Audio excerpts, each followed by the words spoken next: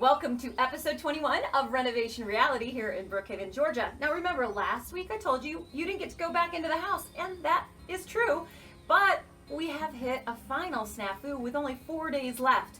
We live in a naturally humid environment, and in the last 4 days it has rained every day.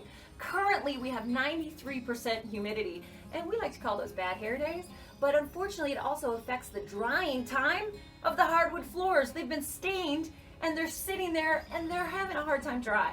And we've got countertops, lighting fixtures, plumbing fixtures, all this little stuff that still needs to be done with only 4 days to go.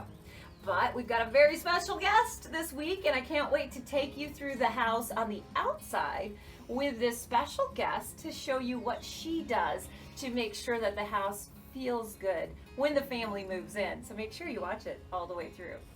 As promised, this week we have a very special guest, Darshana Patel. Now, Darshana is with The Unscripted Way, and Darshana's specialty is actually cleansing the house of negative energy, bad spirits, or bad juju. Just like the termite contractor said, when the soil is disturbed, termites tend to swarm. So it's really important that you actually treat the house for termites after a big renovation.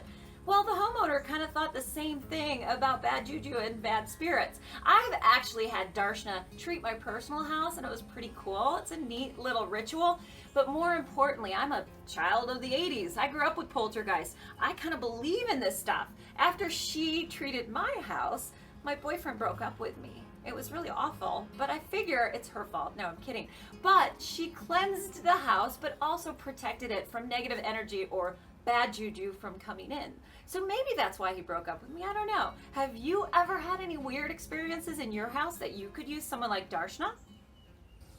All right, so now I've got Darshana with us, and Darshana's going to walk through a couple of rituals that she likes to do to cleanse a home from bad juju or spirits. Now, you may have heard of Fung Shui, which is the ancient Chinese art of developing your home or your property and sitting it right on the actual land in the right direction, even down to the staircase and the front door being aligned in just the right way.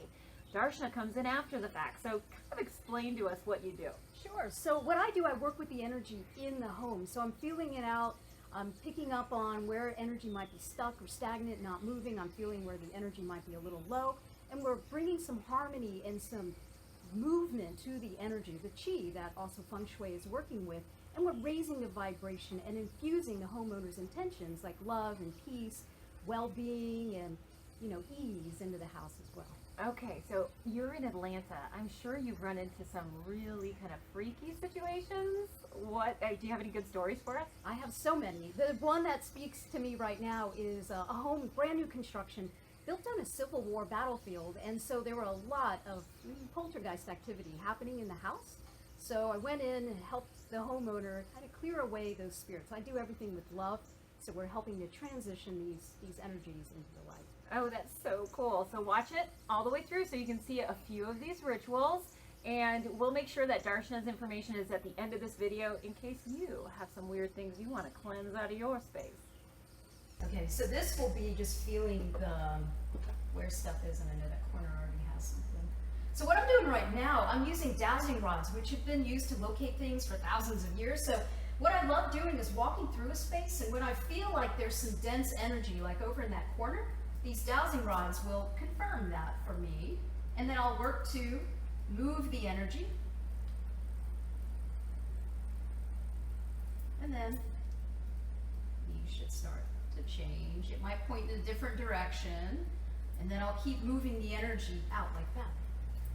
So what I'm doing now is smudging. You can use white sage or even incense, many different things you can burn, and the smoke helps to clear energy, and you can infuse your intentions as you're doing this. So this is a door. I would have welcoming energy, filtering out any negativity that might pass through the threshold.